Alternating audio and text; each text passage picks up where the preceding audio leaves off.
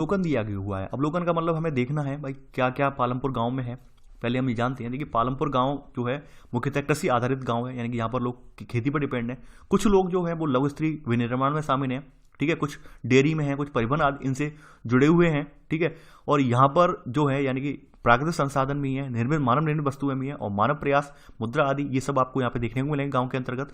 देखिए पालमपुर जो गांव है यहाँ पर लगभग इसमें बताया गया है कि इसमें लगभग विभिन्न जातियों के 450 परिवार हैं, जिसमें लगभग गांव की जो अधिकांश भूमि है वो उच्च जाति के परिवारों के हाथों में है, ठीक है। उनमें से कुछ परिवार जो हैं वो अनुसूचित जाति के हैं, यानी दलित जाति के लोग हैं, जिनकी उस गांव की कुल जनसंख्या का वो 1/3 है, और उनके पास काफ़ी छोटे घर हैं और काफ़ी छोटी भूमि का टुकड़ा भी है, ठीक है। उनके घर जो है यहाँ पे बताए गए हैं कि किस प्रकार के बने हुए हैं, घास फूस के यानी मिट्टी के बने हुए घर हैं, यानी कि वहीं जो उच्च जाति के लोग हैं, अगड़ी जाति के लोग हैं, उनके घर जो पक्के बने हुए हैं। इस तरह से यहाँ पे बताया गया है कि कैसे हमारे गाँव में एक सामाजिक असमानता है, उसको देखते हुए कैसे संसाधन वितरण किए गए हैं, तो वो चीज़ कहानी यहाँ के रूप में यहाँ पर बताई गई है, ठीक है। देखिए पालमपुर मूल रूप से जो गांव यहाँ पे ऑब्जर्व किया गया है, ये एक राइटर है गिलबर्ट 18, इनका शोध अध्ययन है, इस पर आधारित है ये, ठीक है। और ये पश्चिमी यूपी का एक जिला है बुलंदशहर, इसका एक गांव है पालमपुर, ठीक है। तो वहाँ की एक जो अवलोकन है उस अवलोकन को यहाँ पर रखा गया है, ठीक है। ये आप अपने माइंड में ये क्लियर रखना, मतलब ये आप लिखना नहीं है, केवल आप इतना समझ लीजिए। अब देखिए बात करते हैं खेत, यानी कि अपना अब जो मेन टॉपिक स्टार्ट होता है कि हम कहाँ से स्टार्ट होते हैं। देखिए यहाँ पर अपना भारत जो है, भारत में जो लोग हैं, यानी हमारे भारत में खेती जो है उत्पादन की मुख्य गतिविधि है, प्रमुख गतिविधि के रूप में जानी जाती है। तो पहला पॉइंट ये नोट कर लेना, भारत के गांव में खेती उत्पादन की प्रमुख गतिविधि है, यानी गांव में और कोई रोजगार के साधन तो है नहीं, तो वहां पर खेती प्रमुख गतिविधि है, ठीक है। इसके अलावा गांव जो ग्रामीण इलाका है, ग्रामीण अंचल है, तो ग्रामीण अंचल में कुछ अन्य गतिविधियां भी होती हैं, जिन्हें गैर कृषि क्रियाएं भी कहते हैं, जैसे लघु विनिर्माण है, परिवहन है, दुकानदारी, ये सब जो है ये भी शामिल हैं। तो पहले का सब पॉइंट नोट कर लेना कि अन्य उत्पादन गतिविधियों में जिन्हें गैर कृषि क्रियाएं कहा जाता है, लघु विनिर्माण, परिवहन, दुकानदारी आदि शामिल हैं, ठीक है। यानी कि हम गांव की अर्थव्यवस्था की बात कर रहे हैं, किस तरह से गांव में अर्थव्यवस्था का वितरण है, किस प्रकार से जो है आर्थिक रूप से लोग हैं वहां पर, तो ये सब हम चीजें वहां पर समझाने की कोशिश कर रहे हैं। इसी क्रम में हमने ये पहले का सब पॉइंट नोट कर लिया है। तो चलिए अब आगे देखते हैं। अब बात करते हैं उत्पादन का संगठन, यानी कि अगली हेडिंग आपकी जो है ये है उत्पादन का संगठन, यानी किस प्रकार से उत्पादन होता है, उत्पादन क्यों होता है, क्या करने का रीजन है, उत्पादन के लिए हमें क्या क्या मूलभूत आवश्यकताएं हमें जरूरत है, वो भी हम जानेंगे यहाँ पर। देखिए उत्पादन हम तभी करते हैं, यानी उत्पादन का उद्देश्य जो होता है ऐसी वस्तुएं और सेवाएं उत्पादन करना होता है जिनकी हमें आवश्यकता होती है। यानी सीधे साफ साफ शब्दों में एक बात कही जाए, ये कही जाए कि आवश्यकता ही आविष्कारों की जननी है, यानी हमें अगर आवश्यकता ही नहीं होगी तो हम आविष्कार नहीं करेंगे, आविष्कार से मतलब उत्पादन भी नहीं करेंगे। यानी हमें जब आवश्यकता होती है किसी चीज की, मान लीजिए सुबह सुबह आप देखते हैं शहरों में बच्चों में एक हैबिट होती है कि भाई सुबह सुबह बिस्किट खाना है, तो बिस्किट खाने के लिए भाई उत्पादन करना जरूरी है, यानी बिस्किट की फैक्ट्रियां कहाँ से चलाएंगी, उनके बिस्किट की फैक्ट्रियों के लिए व्हीट चाहिए, यानी व्हीट का फ्लोर चाहिए, यानी गेहूं का आटा चाहिए, और भी चीज शुगर चाहिए, ठीक है। वो सब कहाँ से आ रहे हैं, वो आपके कृषि से आ रहे हैं, यानी खेती से आ रहे हैं, सब चीजें आ रही हैं, यानी कि जो खेती का मटेरियल है, यानी खेती से आपके गन्ने से चीनी बन रही है, ठीक है। वहीं जो आटा है, अब गेहूं का आटा है, वो गेहूं से बन रहा है, तो ये चीजें क्या है, प्रसंस्कृत होकर बिस्किट का निर्माण, यानी बिस्किट के रूप में आपके सामने आ रही हैं, ठीक है। तो ये क्या है, यानी उत्पादन का उद्देश्य ऐसी वस्तुएं और सेवाएं उत्पादित करना है जिनकी हमें आवश्यकता होती है। तो यहां पहला पॉइंट इसमें नोट कर लेना, यही वाला पूरा पॉइंट। अब देखिए यहां पर हमें जो वस्तुओं और सेवाओं के उत्पादन के लिए मूल रूप से 4 चीजें हमें आवश्यक होती हैं। अब 4 चीजें कौन कौन सी हैं इनमें, वो पहले जानेंगे। तो इसमें पहले का सब पॉइंट लिख लेना कि वस्तुओं और सेवाओं के उत्पादन के लिए 4 चीजें आवश्यक हैं। 4 चीजें कौन कौन सी हैं, वो उनके यानी कि नंबर बाय नंबर नाम लिखेंगे हम। तो देखिए इसका पहला सब पॉइंट आप नोट करेंगे। पहली जो आवश्यकता है हमारी वो है भूमि तथा अन्य प्राकृतिक संसाधन, कैसे जल, वन, खनिज, ठीक है। यानी कि ये हमारी पहली आवश्यकता है। पहले तो यानी कि हमें उत्पादन करने के लिए भूमि की आवश्यकता है, वहीं कुछ प्राकृतिक संसाधन भी होने चाहिए, जैसे कि हमारे लिए मूलभूत क्या है, जल, ठीक है। वन क्षेत्र भी होना चाहिए, कुछ खनिज भी होने चाहिए ताकि हम जो है खेती वगैरह कर सकें, ठीक है, यानी कि जो ये कर सकें, ठीक है। दूसरी आवश्यकता जो होती है हमारी वो होती है श्रम की, यानी कि जो भूमि वगैरह है, यहाँ पे प्राकृतिक संसाधन वगैरह है, वहां पे उत्पादन तभी होगा जब हम लोग इन्वॉल्व होंगे वहां पे, यानी कुछ शारीरिक कार्य करेंगे, शारीरिक कार्य में दक्ष लोग जो होंगे वहां पर मौजूद होंगे, तभी उस भूमि पर कुछ उत्पादित कर पाएंगे, वरना वो भूमि ऐसी बंजर पड़ी रहेगी, ठीक है। तो सेकंड यहाँ लिख लेना श्रम, अर्थात जो लोग काम करेंगे, ठीक है। यानी कुछ उत्पादन क्रियाओं में क्या होता है, कुछ पढ़े लिखे जो लोगों की जरूरत होती है, कुछ में क्या होता है, कुछ ऐसे लोगों की जरूरत होती है जिसमें केवल और केवल शारीरिक मेहनत लगती है। तो हमें हर तरह के लोग चाहिए श्रम में, ठीक है। श्रम में हर तरह के लोग आ जाते हैं, जरूरी नहीं है गांव में केवल आपके अनपढ़ लोग ही हों, यानी पढ़े लिखे लोग, यानी जैसा जिसकी उत्पादन का जैसा स्वरूप है उसके अकॉर्डिंग हमें जो व्यक्तियों की आवश्यकता पड़ती है, ठीक है। आगे बढ़ते हैं यहाँ पर।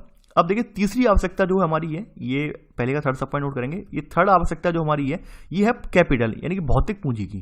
यानी जो उत्पादन है, यानी उत्पादन के प्रत्येक स्तर पर जो अपचित किए गए जो आगत हैं वो हमें पता होना चाहिए, यानी हमें कितना चाहिए, कितना मद हमारा लगेगा, कितना इन्वेस्टमेंट होगा, कैसी कैसी मशीनरी हमें चाहिए, ठीक है, और हमारे रॉ मटेरियल के रूप में हम क्या लाएंगे। तो ये सब चीजें हमारे लिए बहुत इंपॉर्टेंट है। तो थर्ड सब पॉइंट लिख लेना कि भौतिक पूंजी, ठीक है, अर्थात उत्पादन के प्रत्येक स्तर पर अपेक्षित कई तरह के आगत, यानी क्या क्या आगत हैं। अब देखिए इसके अंतर्गत कुछ मदें आती हैं, भौतिक पूंजी के अंतर्गत भी कुछ मदें आती हैं। जैसे देखिए थर्ड सब पॉइंट का ही सब पॉइंट है, ये का सब पॉइंट बना देना। पहली मद आती है आपकी औजार, मशीन और भवन, भौतिक पूंजी में। इन्हें जो है हम लोग स्थायी पूंजी कहते हैं, ठीक है, इन्हें हम स्थायी पूंजी कहते हैं। जैसे हमने अगर हम किसान के परिप्रेक्ष्य में बात कर लें, यानी ग्रामीण अंचल के परिप्रेक्ष्य में बात कर लें, तो औजार वहां पे क्या हुआ, औजार मान लीजिए ट्रैक्टर हो गया। मशीन क्या हुआ, मशीन के रूप में आप मान लीजिए थ्रेसर मान लीजिए मशीन हो गया, ठीक है। तो ये जो है भवन क्या हो गया, ये भवन हमने एक बना दिया वहां पे जहां पे हम अनाज जो है अपना संचित करके रख रहे हैं। तो ये हमारा स्थायी पूंजी है, यानी कि हमारे परिवर्तनशील नहीं है, बार बार चेंज नहीं होगा। हमने एक बार ये साधन बना लिए अपने, इनसे आगे अपना जो है कृषि विस्तार करते जा रहे हैं, ठीक है। ये हमारी भौतिक पूंजी में स्थायी पूंजी कही जाएगी, ठीक है। तो लिख लेना पहले थर्ड का सब पॉइंट, थर्ड का पहला सब पॉइंट, इसमें सब पॉइंट है कि औजार, मशीन, भवन, इन्हें स्थायी पूंजी कहा जाता है, ठीक है। आगे बढ़ते हैं। अब दूसरा यहाँ पे यानी कि थर्ड सब पॉइंट का खास सब पॉइंट जो है ये है, ये कच्चा माल और नगद मुद्रा जो है, ये इन्हें हम जो कहते हैं, यानी कि इन्हें कहते हैं कार्यशील पूंजी कहते हैं इन्हें। यानी कि हमें उत्पादन करने के लिए कच्चे माल की रॉ मटेरियल की आवश्यकता होती है, ठीक है। जैसे मान लीजिए बुनकर वगैरह हैं, उन्हें सूत की आवश्यकता होती है, कुम्हारों के द्वारा प्रयोग करने के लिए मिट्टी की आवश्यकता होती है।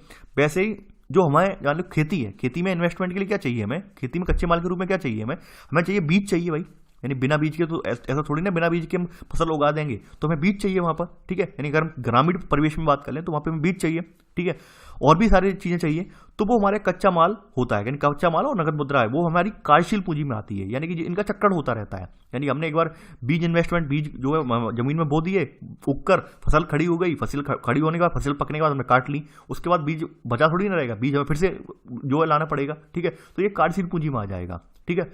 तो ये आपने थर्ड का खासा पॉइंट आपने लिख लिया होगा। आगे बढ़ते हैं। अब चौथी जो आवश्यकता हमारी है, यानी कि चौथी सबसे बड़ी आवश्यकता जो है वो हमारी जो है मानव पूंजी, यानी कि हम जिन्हें मानव पूंजी के रूप में कहते हैं, यानी कि जिसे हम मानव पूंजी के रूप में जानते हैं। चौथी आवश्यकता मानव पूंजी क्या होती है, वो अगले चैप्टर में हम यहाँ डिटेल में पढ़ाएंगे आपको, मानव पूंजी कैसे बनती है, क्या क्या मानव पूंजी के आयाम होते हैं, वो हम अगले चैप्टर में जानेंगे, यहां मैं नहीं बताने वाला हूं। तो चौथा आवश्यकता जो हमारी है ये है स्वयं उपभोग हेतु या बाजार में बिक्री हेतु उत्पादन करने के लिए भूमि, श्रम और भौतिक पूंजी को एक साथ करने योग्य बनाने के लिए ज्ञान और उद्यम की आवश्यकता पड़ेगी, ठीक है। यानी इसे जब मूल रूप से हम कह सकते हैं मानव पूंजी, यानी कि हमने जो कुछ उत्पादित कर लिया, अब उसे उपभोग कैसे किया जाए, यानी स्वयं उपभोग कैसे किया जाए, बाजार में उसे कैसे बेचा जाए, ठीक है। और भूमि है, श्रम है, भौतिक पूंजी है, इन सबको एक लयबद्ध तरीके से कैसे यूज किया जाए, इसके लिए ऐसे व्यक्ति की यानी ऐसे माइंड की आवश्यकता पड़ेगी जो इसे आगे बढ़ा सके। तो इसके लिए हम इसे साधारण भाषा में से हम कहेंगे मानव पूंजी, यानी कोई पढ़ा लिखा व्यक्ति कर पाएगा, यानी पढ़ा लिखा व्यक्ति उसे जो हमने मान लो हमने खेतों में कुछ माल उपजाया है, अगर कोई पढ़ा लिखा व्यक्ति होगा तभी तो बेच पाएगा बाजार में जाके, तभी तो वो बाजार में जब बेचेगा तो भाव मिला पाएगा कि किस तरह किसका कितना भाव चल रहा है, उस भाव के अकॉर्डिंग हमारा कितना माल हो रहा है, तभी तो कर पाएगा वो, ठीक है।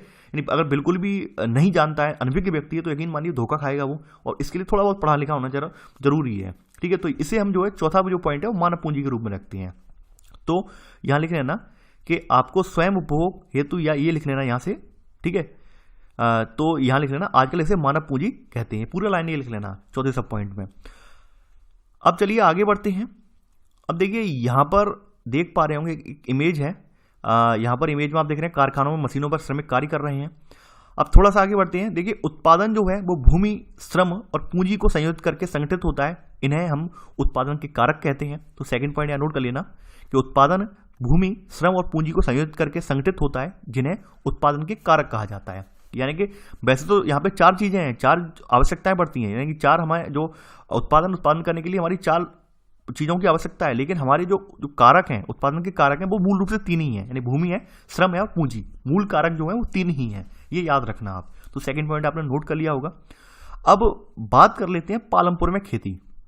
देखिए यहाँ पर जो पालमपुर में से अभिप्राय, देखिए पालमपुर, हमें पालमपुर की कहानी नहीं जाननी है, पालमपुर की कहानी नहीं लिखनी है, हमें जो महत्वपूर्ण तथ्य आएंगे वो हमें यहाँ पे अध्ययन करना है उनका, ठीक है।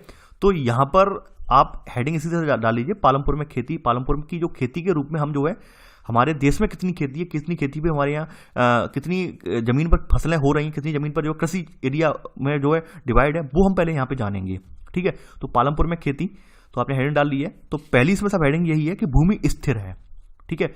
यानी कि भूमि स्थिर का मतलब क्या है कि भूमि ऐसी नहीं है कि भाई कार्यशील हो, बार बार परिवर्तित होने वाली हो, भूमि स्थिर रहती है। ये हो सकता है कि भाई भूमि आज किसी एक व्यक्ति पर है, ठीक है। अब एक व्यक्ति के मान लो 2 बेटे हो गए, तो उन 2 बेटों में डिवाइड हो गई, 2 के 2 और हो गए, तो उन 4 में डिवाइड हो गई। तो ऐसे करके कि भूमि का कवरेज कम होता चला जाएगा, ये जरूर हो सकता है, लेकिन भूमि जो है वो अपनी यथा ही बनी रहेगी, ठीक है। तो यहां पर पालमपुर में खेती कैसी है, ठीक है। देखिए यहां पर लिखेंगे आप, इसमें थोड़ा सा है, देखिए यहाँ पे थोड़ा सा जान लीजिए। यहाँ पे देखिए पालमपुर में भूमि स्थिर है, तो देखिए यहाँ पर मैं लिखवाना कुछ भी नहीं चाह रहा हूँ, इसमें केवल समझाना चाह रहा हूँ कि यहाँ पर कैसे कैसे भूमि जो है खेती योग्य है, कैसी कैसी भूमि है। तो यहाँ पर इसमें थोड़ा सा लिख लेना आप कि भूमि मापने की जो मानक इकाई होती है वो हेक्टेयर होती है, ठीक है। इसमें लिख लेना आप, भूमि स्थिर में भूमि मापने की मानक इकाई हेक्टेयर है, ठीक है। यद्यपि गाँव में भूमि का माप बीघा, गुंठा आदि जैसी क्षेत्रीय इकाइयों में भी किया जाता है, ठीक है। 1 हेक्टेयर 100 मीटर की भुजा वाले वर्ग के क्षेत्रफल के बराबर होता है, ठीक है। तो ये आपने जान लिया, ठीक है। यानी भूमि मापने की हमारी मानक इकाई कौन कौन सी है, ये नोट में लिख लेना आप, ये नोट लगा के लिख लेना। देखिए यहां पर भूमि स्थिर में थोड़ी सी एक बात और जान लेते हैं, यहां पर थोड़ा सा एक बात और जान लेते हैं कि जो भूमि है, यानी खेती में प्रयुक्त भूमि जो है वो बस यानी स्थिर मानी गई है। और पालमपुर की जो भूमि है, यानी देखिए पालमपुर की जो है लिखा है 75% लोग पालमपुर के जो है वो जीविका के लिए खेती में लगे हुए हैं, ठीक है। और यहाँ 1960 से आज तक यहाँ पे जुताई के अंतर्गत भूमि क्षेत्र में कोई विस्तार नहीं हुआ है, ऐसा इन्होंने कहा है। देखिए यहाँ पर पालमपुर का एनालिसिस किया गया है, और हमें पालमपुर का एनालिसिस नहीं करना है, हमें अपने इंपॉर्टेंट फैक्ट निकालने हैं, ठीक है। हमें पालमपुर वाली कहानी नहीं सुननी है ज़्यादा, हमें अपने अपने इंपॉर्टेंट फैक्ट निकालने हैं। अब देखिए इसी क्रम में पालमपुर की अगली जो है वो सेकंड जो आएगी वो आएगी, क्या उसी भूमि से अधिक पैदावार करने का कोई तरीका है। ये यहाँ पे निकल के आया है, यानी कि हमें जो पालमपुर में भूमि मिली है, क्या उस भूमि से हम अधिक से अधिक पैदावार कर सकते हैं, ये हम जानेंगे। देखिए पालमपुर में मान लीजिए, पालमपुर बोल रहा हूँ बार बार, गाँव में मूल रूप से अपने यहाँ उत्तर भारत के जो गाँव है, उत्तर प्रदेश के पश्चिमी उत्तर प्रदेश के गाँव हैं, तो वहाँ पर 3 बार यानी 3 फसलें उगाई जाती हैं साल में, आप जानते होंगे। यानी कि यहाँ पर कौन कौन सी फसलें उगाई जाएंगी, यानी कि अक्टूबर दिसंबर के बीच में आलू की खेती होती है, वहीं जो कि रबी के मौसम में होती है, वहीं सर्दी के मौसम यानी रबी के मौसम में गेहूं की खेती होती है, ठीक है। इसके अलावा भूमि के एक भाग पर गन्ने की खेती भी की जाती है, जिसकी वो वर्ष में एक बार कटाई भी करते हैं, ठीक है। और यहाँ पर जो लोग हैं, यानी कि यहाँ पर जो लोग हैं वो एक वर्ष में भूमि पर 1 से ज़्यादा फसलें उगाते हैं, जिन्हें हम बहुविध फसल प्रणाली भी कहते हैं, ठीक है। यानी कि अक्सर गांव में जो लोग होते हैं, ऐसा नहीं है केवल एक ही फसलें उगाएं, 1 से ज़्यादा फसलें उगाते हैं, तो उन्हें हम बहुविध फसल प्रणाली कहते हैं, ठीक है। अब देखिए यहाँ पर आज अगर प्रेजेंट सिनेरियो में बात करें, तो प्रेजेंट सिनेरियो में आज भी देश की कुल क्षेत्र के 40% से भी ज़्यादा जो कम क्षेत्र में ही हमारे यहाँ सिंचाई होती है, ठीक है। और शेष क्षेत्रों की जो खेती होती है वो मुख्यतः वर्षा पर निर्भर है। तो देखिए इसमें पॉइंट टू द पॉइंट आप लिखते जाएंगे, कहाँ से लिखेंगे, यहाँ पे लिखेंगे। इसमें पहला पॉइंट, अक्टूबर और दिसंबर के बीच आलू की खेती होती है, ठीक है। देखिए यहां से आप पहले यहीं से स्टार्ट करेंगे, ऊपर से कर लीजिए स्टार्ट। यहाँ पे पहला पॉइंट कि बरसात के मौसम में किसान ज्वार और बाजरा उगाते हैं, ठीक है। बरसात के मौसम में किसान ज्वार और बाजरा उगाते हैं। सेकंड पॉइंट, इसके बाद अक्टूबर दिसंबर के बीच आलू की खेती होती है। सेकंड का सब पॉइंट, सर्दी के मौसम में रबी यानी कि गेहूं उगाया जाता है, ठीक है, गेहूं उगाया जाता है।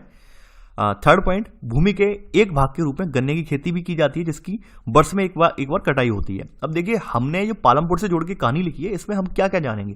पहली बात तो हमें ये जानने को मिली यहाँ पर कि भाई बरसात के मौसम में कौन कौन सी फसलें हो रही हैं, ज्वार और बाजरा हो रहा है। यानी अगर आपसे कहीं ऑप्शन लगाने के लिए आ जाए कि ज्वार बाजरा किस मौसम की फसलें हैं, 4 ऑप्शन दे दिए, खरीफ, रबी, जायद, किसकी फसल है, तो आप बता दें खरीफ की फसल है, ठीक है। और इसका उपयोग किसके लिए कर रहे हैं, यानी कि हम पशुओं के चारे के लिए कर रहे हैं ज्वार बाजरा का, ठीक है। आगे बढ़ते हैं, यानी कि आपने ये 3 पॉइंट इसमें लिख लिए हैं। अब देखिए यहाँ पर चौथा पॉइंट यहां लिखेंगे कि एक वर्ष में किसी एक भूमि पर एक से ज्यादा फसल पैदा करने को बहुविध फसल प्रणाली कहते हैं। ठीक है, बहुविध फसल प्रणाली कहते हैं। ठीक है, अब देखिए नोट डाल के एक बात लिख लेना यहाँ पे, ये इंपॉर्टेंट फैक्ट है आपके लिए। नोट डाल के एक बात लिख लेना यहाँ पर कि देश में आज भी कुल क्षेत्र के 40% से भी कम क्षेत्र में सिंचाई होती है और शेष क्षेत्रों में खेती जो है मुख्यतः वर्षा पर निर्भर है। ये आपके इंपॉर्टेंट फैक्ट हैं, यानी ये आंकड़े हैं आपके जो आपने इस पुस्तक से निकाले हैं। ठीक है, यानी कि ये जो आंकड़े हैं आप जब निबंध लिखेंगे, यानी कि मेंस का जो एग्जाम का निबंध लिखेंगे तो वहां पर इन सबका आप प्रयोग करेंगे। ठीक है, यानी कितने भाग पे कवरेज पे खेती हो रही है, कितने भाग हमारी जो है कृषि क्षेत्र का जो सिंचाई के लिए अच्छा खासा भरपूर पानी मिल रहा है, तो आप बता देंगे वहां पर। ठीक है, आगे बढ़ते हैं इसी क्रम में भाई हम। अब देखिए यहाँ पर कुछ और हमारे इंपॉर्टेंट फैक्ट निकल के आए। जैसे हमारे यहाँ एक सर्वे हुआ था, ये सर्वे जो है pocket book of agriculture statistics 2017 आर्थिक एवं सांख्यिकी निदेशालय कृषि निगम और किसानों के कल्याण विभाग की तरफ जो एक सर्वे करवाया गया, तो सर्वे में ये पाया गया कि 1950-51 में हमारे यहाँ जुताई का जो भारत में क्षेत्र था वो था 129 मिलियन हेक्टेयर। वहीं 2014-15 में आते आते ये क्षेत्र जो हो गया है 155 मिलियन हेक्टेयर हो गया है, यानी कोई ज्यादा वृद्धि नहीं हुई है, बहुत ही कम नाम मात्र की वृद्धि हुई है इसमें। ठीक है, ऐसा भी नहीं हुआ है कि डबल हो गया हो। तो यहाँ पर अगला पॉइंट यहाँ पे नोट करेंगे। देखिए आपने ये कुछ पॉइंट तो इसमें लिख लिए हैं, 3 पॉइंट लिख लिए हैं, 4 पॉइंट लिख लिए हैं, 5वां पॉइंट नोट करेंगे यहाँ पे। 5वां पॉइंट आपका यही है कि आर्थिक एवं सांख्यिकी निदेशालय, इसमें लिखेंगे आप आर्थिक एवं सांख्यिकी निदेशालय कृषि निगम और किसानों के कल्याण विभाग के द्वारा, ठीक है, द्वारा जारी pocket book of agriculture statistics 2017 के अनुसार, ठीक है, 1950-51 में 129 मिलियन हेक्टेयर जुताई क्षेत्र था, जो कि 2014-15 में बढ़कर 155 मिलियन हेक्टेयर जुताई क्षेत्र हो गया है। इस तरह से लिखेंगे आप। ठीक है, अब आपके माइंड में समझ में आ गया होगा फैक्ट कैसे लिखे जाते हैं। तो ये आपका तैयार हो गया, यानी 1950-51 का आंकड़ा आपके सामने आ गया और 2014-15 का। बीच वालों जो आंकड़े हैं वो हमारे लिए इंपॉर्टेंट नहीं है, हम शुरुआत के और आखिरी के आंकड़ों से कंपेयर करते हैं, हमेशा करते हैं। ठीक है, तो अभी आपने ये सर्वे आपने लिख लिया, जैसा मैंने पॉइंट बताया उसी भाषा में लिखेंगे आप, तो ज्यादा बेटर रहेगा। अब देखिए थोड़ा सा आगे और बढ़ते हैं। अब इसके अलावा बात करते हैं जो यहां पर ये आपकी जो संदर्भित हेडिंग थी कि उसी भूमि पर अधिक पैदावार करने का कोई तरीका है। देखिए हमारे यहाँ पहले क्या था, जब हमारा देश आज़ाद हुआ था उस समय तक लोग जो थे वो परंपरागत रूप से खेती कर रहे थे, परंपरागत रूप से जो पारंपरिक बीज थे उनका प्रयोग करते थे, तो उनसे क्या होता था, जो उत्पादन होता था बहुत ही कम होता था। जबकि हमारे यहाँ डिमांड ज़्यादा थी, यानी कि हमारे यहाँ खाने वाले लोग ज़्यादा थे, अनाज खाने वाले लोग ज़्यादा थे, लेकिन उत्पादन हो नहीं पा रहा था। दूसरी बात ये थी जो पुराने परंपरागत बीज थे वो इतने ज़्यादा जेनेटिकली डेवलप्ड नहीं थे, जेनेटिकली जो है यील्ड वेराइटी नहीं थी, ताकि उनसे अच्छा खासा उत्पादन हो सके, अच्छी खासी ग्रोथ हो सके, उनसे अच्छे खासे समय में तैयार हो सके, यानी बहुत कम समय में तैयार हो सके, ऐसे भी नहीं थे। यानी पुराने वाले जो बीज थे उन्हें समय तैयार होने में काफी समय लगता था, इसके अलावा उत्पादन भी नहीं होता था। और दूसरी बात ये थी कि हल्की बहुत जो मौसम की मार होती है वो झेल नहीं पाते थे, तो इस वजह से हमारे यहाँ उत्पादन जो था बहुत कम हो रहा था। तो ऐसे में 1960 के दशक में हमारे यहाँ एक हरित क्रांति आई है, यानी खेती में जो है पारंपरिक बीजों का उपयोग की जगह एक हरित क्रांति आई है। ठीक है, तो उस हरित क्रांति ने हमारे यहाँ की जो खेती की पद्धति है उसे बिल्कुल बदल के रख दिया है। तो यहां पर अगला पॉइंट आप नोट करेंगे, छठा पॉइंट, 1960 के दशक में, यहां लिखेंगे 1960 के दशक के मध्य तक खेती में परंपरागत बीजों का प्रयोग किया जाता था जिनकी उपज अपेक्षाकृत कम थी। ठीक है, ये छठा पॉइंट है। छठे का सब पॉइंट लिखेंगे, किसान उर्वरकों के रूप में गाय के गोबर या दूसरी प्राकृतिक खाद का प्रयोग करते थे। ठीक है, यानी कि ये सब प्रयोग करते थे, तो ये जो चीजें थी उनके पास ऑलरेडी अवेलेबल थी। अवेलेबल होने का रीजन ये था, जो गाय या भैंस वगैरह पालते, मवेशी वगैरह पालते थे, तो ये सब चीजें उनके पास तत्काल उपलब्ध थी, लेकिन इनसे उत्पादकता नहीं बढ़ी। फिर क्या था कि 1960 के दशक में एक हरित क्रांति आई है। ठीक है, 7वां पॉइंट नोट करेंगे, 1960 के दशक के अंत में हरित क्रांति ने भारतीय किसानों को अधिक उपज वाले बीजों यानी HYB यानी हाई यील्डिंग वैरायटी के द्वारा गेहूं और चावल की खेती करने के तरीके सिखाए। यानी कि जब जो आपकी हरित क्रांति आई है, हरित क्रांति में 2 ही फसलों का चयन हुआ है, ये आप याद रखना। यहाँ पे कौन कौन सी, गेहूं का और चावल का, यानी इसकी उत्पादकता बढ़ाई गई है। इस शुरुआत में हरित क्रांति के अंतर्गत 2 फसलें थी आपकी, गेहूं और चावल। तो ये प्रश्न पूछा जाता है हरित क्रांति की मुख्य फसलें क्या थी, गेहूं और चावल थी। ठीक है, जिसमें जो HYB बीज है यानी हाई यील्ड वैरायटी वाले बीज हैं, ठीक है, उनका प्रयोग किया गया था। ठीक है, तो ये इंपॉर्टेंट है आपके लिए, ये पूछा जाता है। देखिए मैं इंपॉर्टेंट बताता जा रहा हूँ क्या क्या पूछा जाएगा आपसे और किस तरह पूछा जाएगा, ये भी मैं बताता जा रहा हूँ साथ के साथ। तो आप कंफ्यूज बिल्कुल मत होना, ये बिल्कुल मत सोचना कि भाषा इतनी लिखी, भाषा से मतलब नहीं है हमें। भाषा तो हम भूमिका बनाने के लिए अपनी लिखते हैं, भाषा इसलिए हम लिख रहे हैं यहाँ पे थोड़ी बहुत कि हमें मेन से एग्जाम में लिखना है, तो हमें कैसे लिखेंगे पॉइंटों को, उसलिए भाषा लिख रहे हैं यहाँ पर, ठीक है। अब देखिए यहाँ पे थोड़ा सा आगे बढ़ते हैं। अब देखिए H/B जो बीज आ गए हैं तो ऑब्वियस सी बात है हमारे यहाँ उपज बढ़ जाएगी, यानी कि इन बीजों की सहायता से क्या हुआ कि अति उपज प्रजातियों वाले बीजों से अधिकतम उपज पाने के लिए बहुत ज़्यादा हमें पानी की आवश्यकता थी, रासायनिक खाद की, कीटनाशकों की आवश्यकता थी। यानी कि हमारे यहाँ जब हमने H/B बीज हमने लगा दिए तो उनके लिए हमें और आवश्यकताएं भी पड़ी। ये देखिए एक इमेज दिया गया है कि अधिक उपज वाले बीज हैं, इनके लिए अच्छी खासी हमें जो है उर्वरक चाहिए, कीटनाशक भी चाहिए, सिंचाई के साधन चाहिए, तभी ये बीज जो है फल फूल सकते थे। यानी इनके सामने, इन बीजों के सामने भी समस्याएं थी। यानी कि ऐसा नहीं था, हरित क्रांति ने हमें लाभ ही लाभ दिया है, लाभ नहीं दिया, इसके दुष्परिणाम भी बहुत सारे हुए हैं। दुष्परिणाम कौन कौन से हुए हैं वो इसी में हम देखेंगे। अब देखिए H/B बीज आ गए तो H/B बीजों के लिए अधिक से अधिक उपज पाने के लिए बहुत ज़्यादा हमें पानी की आवश्यकता है, ठीक है। दूसरी बात यह है कि जो कीटनाशक हैं यानी पेस्टिसाइड्स हैं, फर्टिलाइजर्स हैं, तो इनकी भी आवश्यकता थी, तभी ये संभव थी, ठीक है। तो बहरहाल क्या हुआ कि जब शुरुआती दौर में हरित क्रांति अब चल रही थी, तो हरित क्रांति अब चलने के दौरान हमारा पंजाब, हरियाणा, पश्चिमी यूपी सबसे पहले यहाँ से स्टार्ट हुई, जहाँ पर पंजाब में सबसे ज़्यादा इसका असर रहा है हरित क्रांति का, ठीक है। तो वहाँ पर पंजाब में सबसे ज़्यादा ये रही हरित क्रांति, तो वहाँ पर क्या था, बहुत ज़्यादा पानी का दोहन किया गया, यानी जो सिंचित जो भौम जल है, भौम जल को बहुत ज़्यादा निकाला गया जमीन से। इसके अलावा वहाँ पे फर्टिलाइजर वगैरह, पेस्टिसाइड वगैरह जो है बहुत ज़्यादा अधिक मात्रा में यूज किया गया। तो उससे क्या हुआ, वहाँ की ये सब चीज़ें थी दूषित हो गई हैं, वहाँ का पर्यावरण जो है दूषित हो गया। आज भी अगर आप देखेंगे तो पंजाब का जो जल स्तर है काफ़ी नीचे चला गया है, ठीक है। जाने का रीजन ये था कि हरित क्रांति के दौरान उन्होंने अंधाधुंध तरीके से जल का उपभोग किया है, ठीक है। तो हरित क्रांति हमारे लिए बहुत अर्थों में सही साबित नहीं हुई, इससे हमारे लिए बहुत सारी परेशानियां भी खड़ी कर दी, बहुत सारे दुष्परिणाम भी हुए, वो सब हम साथ के साथ जानेंगे। पहला दुष्परिणाम ये हुआ कि भाई मैं आपको बता रहा हूं कि बहुत ज्यादा जब पानी लगाया गया तो क्या हुआ, बहुत ज्यादा पानी लगाने से जमीन जो है दलदली हो गई, दलदली जमीन होने से वहां पे तमाम तरह के जो कीट पतंगे थे वो उगना शुरू हो गए। उसके अलावा हमने जब बहुत ज्यादा कीटनाशकों का प्रयोग किया तो क्या हुआ, कीटनाशकों से प्रयोग करने से हमारी जो मिट्टी थी, मृदा जो थी, मृदा की अम्लता बढ़ गई, मृदा में बहुत ज्यादा अम्लीय होगी मृदा, यानी कि उसकी उर्वरता जो थी उसका क्षरण हुआ, ठीक है। और तमाम तरह की हमारी जो बीमारियां हैं वो हमारे पनपी, ठीक है। तो ये सब दुष्परिणाम हुए हमारे सामने हरित क्रांति के। तो इसी में नोट करेंगे आप, देखिए आपने 7वां पॉइंट यहाँ पे नोट किया है, आई होप आपने, हाँ 7वां पॉइंट नोट किया है। 7वां के सब पॉइंट नोट करेंगे, 7वें का सब पॉइंट, यद्यपि अति उपज प्रजातियों वाले बीजों से अधिकतम उपज पाने के लिए बहुत ज्यादा पानी तथा रासायनिक खाद और कीटनाशकों की जरूरत थी, ठीक है, ठीक है, ये नोट कर लिया होगा। इसी में 7वें का सेकंड सब पॉइंट, भारत में पंजाब, हरियाणा और पश्चिमी यूपी के किसानों ने खेती के आधुनिक तरीकों का सबसे पहले प्रयोग किया। यानी कि हरित क्रांति का सबसे पहले लाभ किसने उठाया, पंजाब ने उठाया पहले नंबर पर, सबसे ज्यादा पंजाब में फली फूली है, उसके दूसरे नंबर पर आया हरियाणा और तीसरे पर आया पश्चिमी यूपी, समूचा यूपी नहीं, केवल पश्चिमी यूपी, ठीक है। तो इसके लिए तमाम जो है आपके नलकूप वगैरह लगाए गए, तमाम जो है आपके परंपरागत जो है यहाँ पे जो है आपकी हरित क्रांति वाली खेती के लिए तमाम सिंचाई के साधन लगाए, विकसित किए गए, तमाम जो है और भी साधन बनाए गए हैं, ठीक है। अब देखिए यहाँ पर एक अनुमान बताया गया है कि परंपरागत बीजों से गेहूं की उपज जो थी 1300 किलोग्राम थी प्रति हेक्टेयर में, वहीं जो H/Y यानी हाई यील्ड वेराइटी वाले बीज थे उनसे एक हेक्टेयर में 3200 किलोग्राम की जो है उपज यहाँ पे निकल रही थी। तो इससे क्या था, किसान के पास काफी अच्छी खासी मात्रा में अधिशेष बच रहा था, ठीक है। तो देखिए ये तो हमने एक जनरल आंकड़े थे, बस हमने बताने के लिए समझाया आपको कितनी कितनी, यानी पुराने वाले बीजों से कितना एक हेक्टेयर में कितना उत्पादन हो रहा था, नए वाले बीजों से H/B वाले बीजों से हमारा कितना उत्पादन हुआ, ठीक है। तो देखिए यहाँ पर आप अगला पॉइंट लिख लेना इसी में, 7वें का थर्ड सब पॉइंट, H/B बीजों से उपज 3200 किलोग्राम प्रति हेक्टेयर तक पहुंच गई, ठीक है। H/B बीजों से गेहूं की उपज, ठीक है, गेहूं की उपज लगा लेना इसके अंदर, यानी ये तो पता चले किसकी उपज हो रही, गेहूं की उपज है, ठीक है। गेहूं की उपज जो थी वो 3200 किलोग्राम प्रति हेक्टेयर तक पहुंच गई,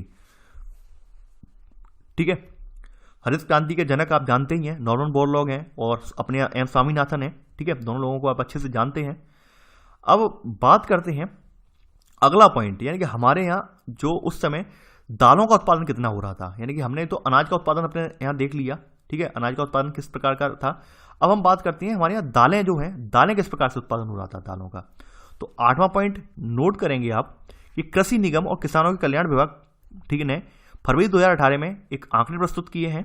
इन आंकड़ों के अनुसार 1965-66 में दालों का उत्पादन, ठीक है, 10 करोड़ टन, वहीं दालों का उत्पादन और गेहूं का उत्पादन दोनों समान रूप से 10 करोड़ टन था।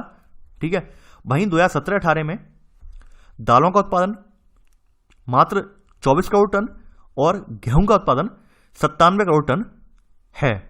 ठीक है, यानी कि जब शुरुआत में हमारे यहाँ इस शुरुआती दौर जब था हरित क्रांति के दौर के समय हमारे यहाँ दालें और गेहूं समान रूप में उगाए जाते थे। तभी आप देखते होंगे उस समय के लोग यानी कि तमाम दालें वगैरह थी, बहुत ज़्यादा दालें वगैरह खाते थे। ठीक है, आज के टाइम में जब दालों का उत्पादन जब घट गया है तो दालों के प्राइस भी हाइक हो गए, यानी बढ़ गए हैं। ठीक है, यही रीज़न है। तो आपने ये पॉइंट लिख लिया होगा कि अभी वाले आंकड़े क्या हैं और तब के आंकड़ों में क्या अंतर है। यानी 1965-66 में दालों का उत्पादन और गेहूं का उत्पादन लगभग बराबर था। आज की डेट में अगर देखें तो दालों का उत्पादन हमारे यहाँ कम हो गया है और गेहूं का उत्पादन बढ़ गया है। ये मैं नहीं कह रहा हूं, ये आपके कृषि निगम और किसानों कल्याण विभाग के आंकड़े कह रहे हैं। ठीक है, तो आपने ये 8वां पॉइंट भी नोट कर लिया है। आगे बढ़ते हैं, अब बात करते हैं यहाँ पे क्या भूमि यह धारण कर पाएगी। यानी कि यहां पर वही सवाल निकल के आ गया कि हमने जो हरित क्रांति लेकर आए हैं तो इस हरित क्रांति का क्या दुष्परिणाम हुआ। कहने का मतलब यहां पर देखिए इस चीज में लाइन में जो है घुमा के हमने समझते हैं कि दुष्परिणाम क्या हुआ। दुष्परिणाम ये हुआ कि खेती की जो धारण क्षमता थी, यानी कि खेती की धारण क्षमता थी वो कम हुई, खेती की जो उपजाऊपन था वो कम हुआ। तमाम हमने जो पर्यावरणीय साधन है यानी कि तमाम जो हमने सिंचाई के साधनों का उपयोग किया उससे क्या हुआ, भौम जल स्तर हमारा कम हो गया। तो ये सब हमें दुष्परिणाम भी झेलने पड़े। तो थर्ड हेडिंग आप डाल लेना, थर्ड सब हेडिंग आप लिख लेना, क्या भूमि यह धारण कर पाएगी, हरित क्रांति का जो प्रभाव है वो धारण कर पाएगी या नहीं कर पाएगी। तो यहां पर आप इसमें लिखेंगे पहला पॉइंट कि वैज्ञानिक रिपोर्टों के संकेत मिलता है कि खेती की आधुनिक कृषि विधियों ने प्राकृतिक संसाधन आधार का अति उपयोग किया। ठीक है, और यहां पर लिख लेंगे आप पहले का सब पॉइंट, अनेक क्षेत्रों में हरित क्रांति के कारण उर्वरकों के अधिक प्रयोग से मिट्टी की उर्वरता कम हो गई। ठीक है, इसी में अगला सब पॉइंट, इसके अतिरिक्त नलकूपों से सिंचाई के कारण भूमि जल स्तर प्रयोग से भूमि जल स्तर कम हो गया। ठीक है, ये आपका इसमें सब पॉइंट थे, ये इतने सब पॉइंट लिख लीजिए। और अन्य भी नुकसान भी तो हुए ही हुए हैं, तो यानी कि वहां का पूरा पारिस्थितिकी तंत्र ही चेंज हो गया है, तो वो सब हम यहाँ पे नहीं लिखेंगे। ठीक है, चलिए आगे बढ़ते हैं। अब देखिए यहां पर नोट करके कुछ लिखेंगे।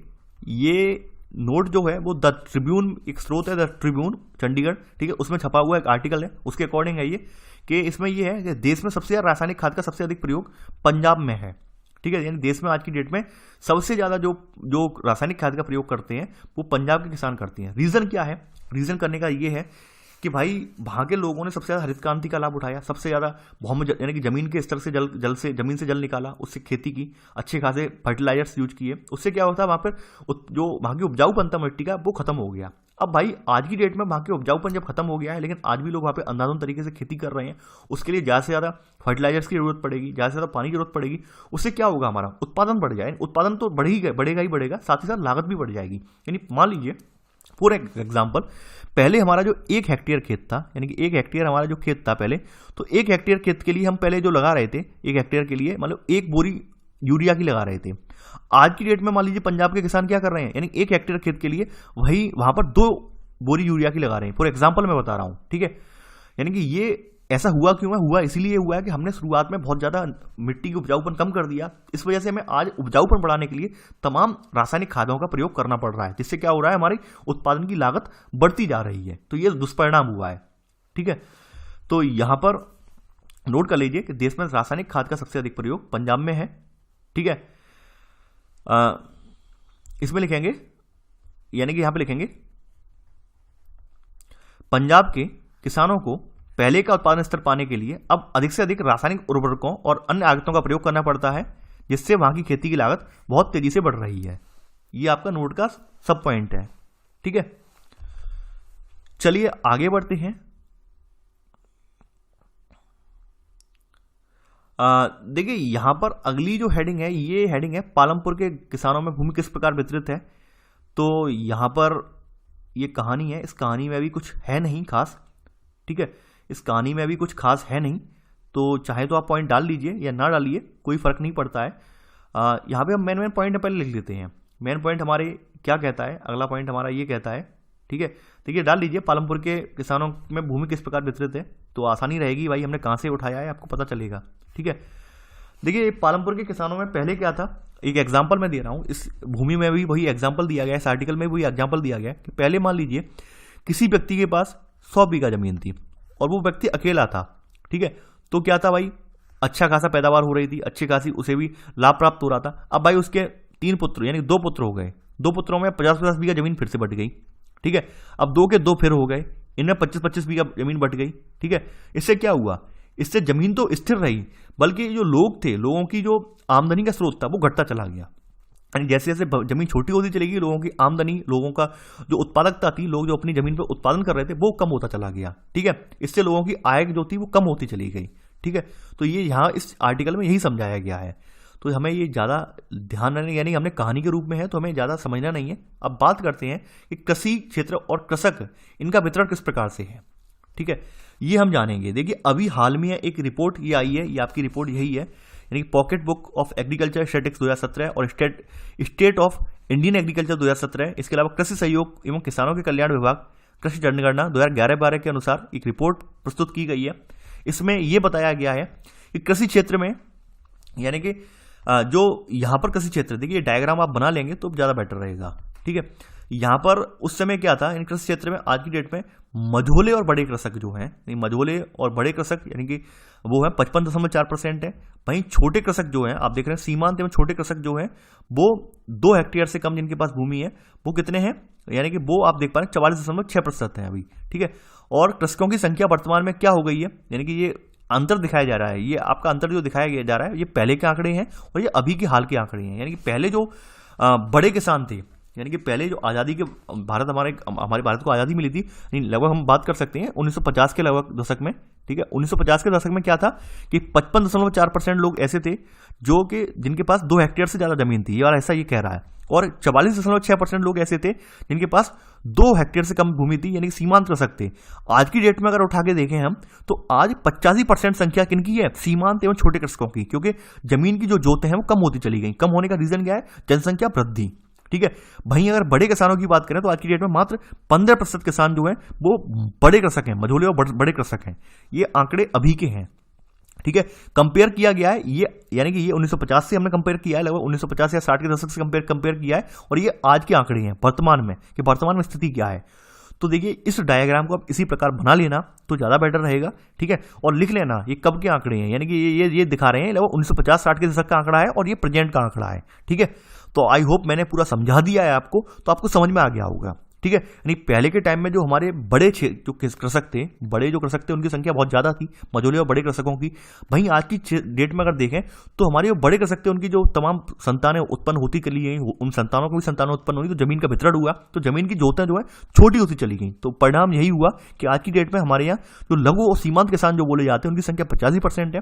वहीं जो बड़े जो किसान है, मझोले और बड़े कृषक हैं जिनके पास 2 हेक्टेयर से अधिक भूमि है, उनकी संख्या मात्र 15% रह गई है, ठीक है। ये किसकी रिपोर्ट है, ये रिपोर्ट है आपकी pocket book of agriculture statistics, ठीक है, स्टेट ऑफ इंडियन एग्रीकल्चर 2017 और कृषि सहयोग एवं किसानों कल्याण विभाग के द्वारा जो कृषि जनगणना हुई है इसके अनुसार ये रिपोर्ट है, ठीक है। तो ये आप लिख लेना, ये ऐसा ही एडिटेड डायग्राम बना लेना, मैंने समझा दिया है आपको ये डायग्राम, ठीक है, तो ज्यादा बेटर रहेगा। चलिए आगे बात करते हैं।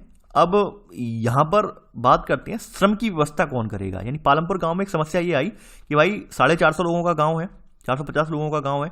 अब उस गांव में भी जो श्रम का, यानी कि आप देख पा रहे हैं श्रम का जो कृषकों का वितरण इस तरह से हो गया है कि भाई खेती जोतें छोटी होती चली जा रही हैं। जब जोत छोटी होती चली जाएंगी तो ऑब्वियस सी बात है लोग अपने यहाँ किसी को काम पर नहीं लगाएंगे, स्वयं ही खेती कर लेंगे, अपने बाल बच्चों को लगा के, अपनी पत्नी को लगा के खेती कर लेंगे, किसी बाहर वाले मजदूर का सहारा नहीं लेंगे। इससे क्या होगा, इससे ये जो प्रभाव पड़ेगा कि भाई जो गाँव में रोजगार मिल जाता है, रोजगार नहीं मिलेगा।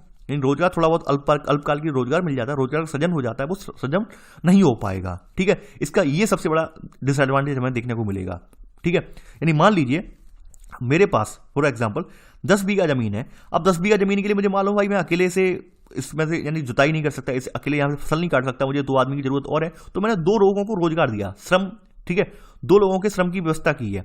अब मान लीजिए मेरे पास 1 बीघा जमीन है, मुझे दिख रहा है भाई 1 बीघा तो मैं आसानी से कर लूंगा, अगर कोई दिक्कत होगी तो अपने परिवार वालों को लगा लूंगा, ठीक है।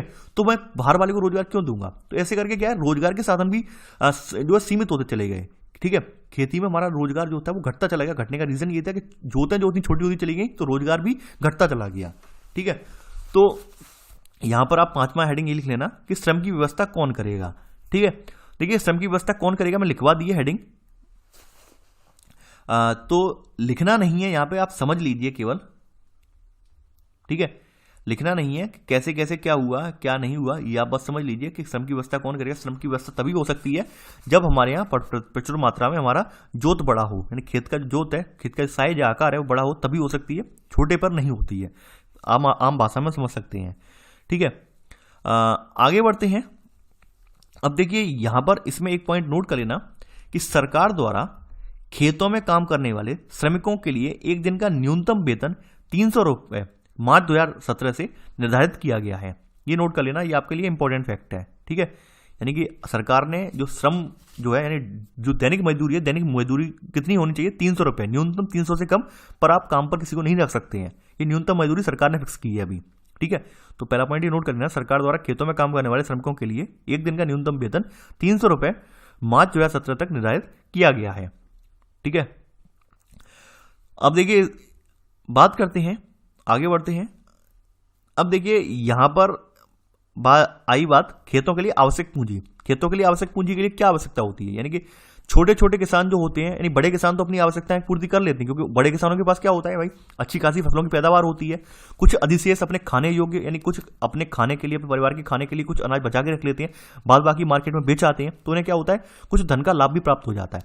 भाई छोटे किसान जो होते हैं, छोटे किसान भाई कम, यानी कम उत्पादन हुआ, परिवार बड़ा है, अब परिवार में ही वो वितरण हो गया, सारा सब कुछ जो अनाज था वो उसका अधिशेष परिवार में वितरित हो गया, अब बेचने के लिए कुछ बचा ही नहीं। तो अब बेचने के लिए कुछ नहीं बचा तो ऑब्वियस ही बात है, उन्हें कर्ज लेना पड़ेगा।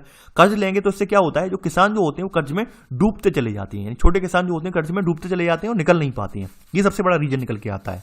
ठीक है, तो यहां पर अगली हेडिंग डाल लेना, खेतों के लिए आवश्यक पूंजी। आवश्यक पूंजी में क्या चाहिए, हमें पैसा चाहिए, यानी कि हमें कोई भी फसल उगाने के लिए पैसा चाहिए। पैसे के लिए बड़े किसान तो यहां पे अपनी पूर्ति कर लेंगे, भाई छोटे किसान जो है वो रह जाते हैं। ठीक है, देखिए यहां पर मैं लिखवाऊंगा नहीं, बस समझ लीजिए अपने माइंड में, समझते जाएंगे चीजों को तो ज्यादा बेटर रहेगा।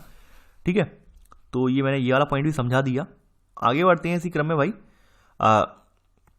यहां पर देखिए आगे बढ़ते हैं कि अधिशेष कृषि उत्पादों की बिक्री। अगली हेडिंग आपकी यही है, अधिशेष कृषि उत्पादों की बिक्री, यानी कि मैंने अभी ये लाइन अभी डिफाइन कर दी उसी लाइन में ही कि अधिशेष उत्पाद कब बचेगा। अधिशेष उत्पाद जब बचेगा, मान लीजिए किसान ने गेहूं उगाया, अब गेहूं उगाने के बाद जो गेहूं की पैदावार हुई उसमें कुछ हिस्सा अपने परिवार के लिए रखेगा और बाद बाकी बचा हुआ अधिशेष जो होगा वो बेच देगा, उससे थोड़ा पैसा मिल जाएगा। अब वहीं छोटा परिवार हुआ, छोटे परिवार में छोटा परिवार बोला, छोटा खेत हुआ और परिवार बड़ा है हमारा, तो हमारे पास अधिशेष बच जाएगा, यानी अधिशेष जो होगा वो हमारे परिवार में ही लग जाएगा और हमारे पास बेचने के लिए कुछ भी नहीं बचेगा। ठीक है, तो ऐसे करके उत्पादन जो होगा हमारा, उत्पादन की बिक्री हो ही नहीं पाएगी। ये मैं बता चुका हूँ ऑलरेडी, चाहे लिखना या ना लिखना कोई आपकी मर्जी के ऊपर है, बस मैंने समझा दिया है आपको। ठीक है, ऐसा इसमें कुछ भी नहीं है लिखने लायक। ठीक है, यानी इसमें भी इंपॉर्टेंट कुछ भी नहीं है, समझने वाली बात थी।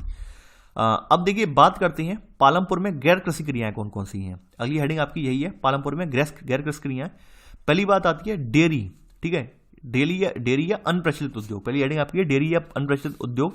तो इसके लिए क्या करते हैं लोग, अपनी भैंसों को कई तरह की घास और बरसात के मौसम में उगने वाली ज्वार और बाजरा यानी चरी खिलाते हैं। ठीक है, तो ये डेयरी उद्योग वहां फल फूल रहा है।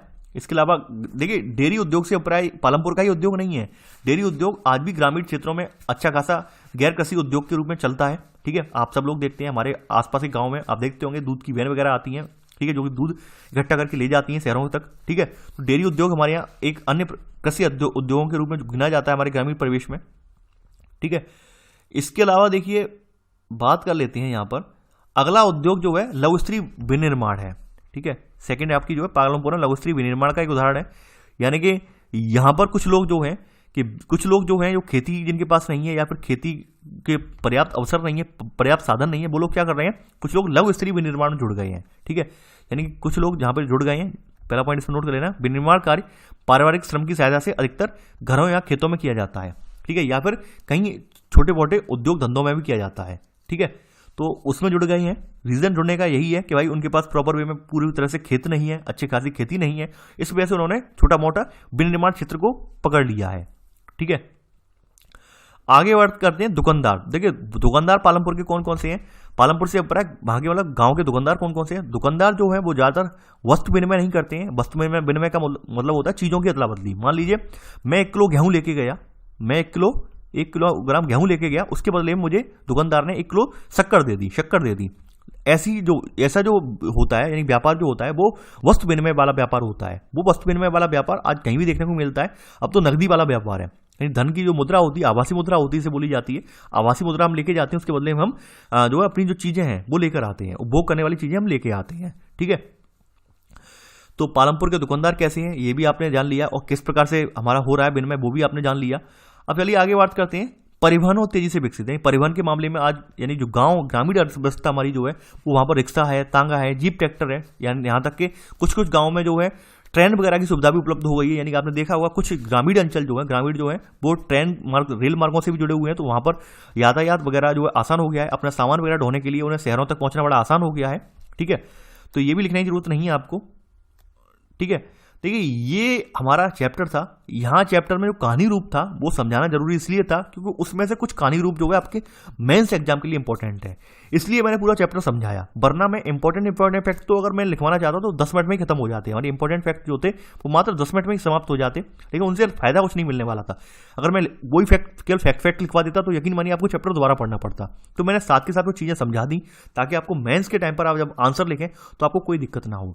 देखिए इस वीडियो से संबंधित आपको जो एमसीक्यू है, यानी कि जो आपका चैप्टर 1 का जो एमसीक्यू वाला वीडियो है वो आपको यहाँ पर आई बटन में मिल जाएगा। इस पर जाकर आप वहाँ पर आई बटन में जाकर, यानी कि इस पर क्लिक करके आप आई बटन पर, या फिर डिस्क्रिप्शन बॉक्स में भी उसका लिंक मैंने दे दिया, उस पर जाकर आप इस चैप्टर से संबंधित जो प्रश्न है उनके, यानी कि आप एमसीक्यू हैं उनके उत्तर देने के प्रयास कीजिए कि आपने कितना सीखा इस चैप्टर से। ठीक है, ताकि आपको पता चले कि आपका ज्ञान आपने कितना अर्जित किया इस चैप्टर के माध्यम से।